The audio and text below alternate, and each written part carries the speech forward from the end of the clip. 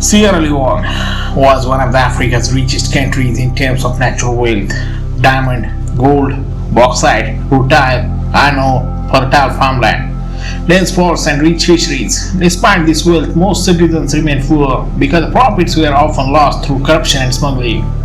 Before 1990, Sierra Leone was a country with enormous natural wealth but deep political and economic problems.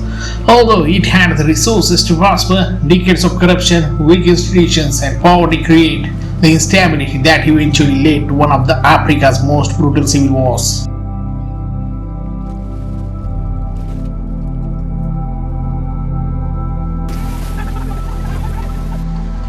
After 1990, Sierra Leone entered one of the darkest periods in history. A devastating civil war transformed a peaceful but poor nation into a battlefield. On 23 March 1991, the Revolutionary United Front (REF), led by the Forest Sanko, invaded eastern Sierra Leone from neighboring Liberia. The rebels claimed they wanted to end corruption, but they soon became notorious for extreme violence against civilians. Corruption and weak governance, high unemployment, especially among young people, competition for Sierra Leone's blood diamond mines, which financed the conflict, support for the REF from Liberian leader Charles Taylor. In 1992 and 1999, chaos and violence. A military coup overthrew President Joseph Mamo in 1992. Fighting spread across the country. Villages were destroyed, civilians were massacred, and thousands of children were forced to become soldiers. Rebel groups captured many diamond-rich areas to fund the war. More than 50,000 people were killed. Around 2 million people were displaced. Schools, hospitals, roads, and businesses were devastated.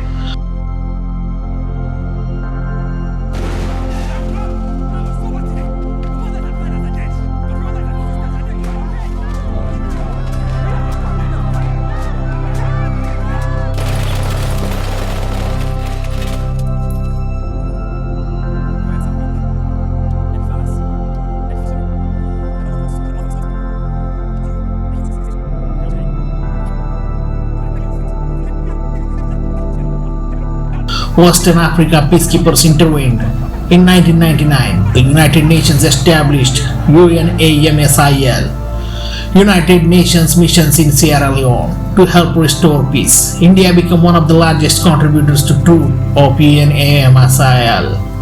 By 2000, hundreds of UN peacekeepers, including many Indian soldiers, were surrounded by RUF rebels. This crisis led to Operation Khukri, the daring rescue mission carried out by the Indian forces in July 2000. This chapter explains why India was present in Sierra Leone and provides the background necessary to understand Operation Khukri.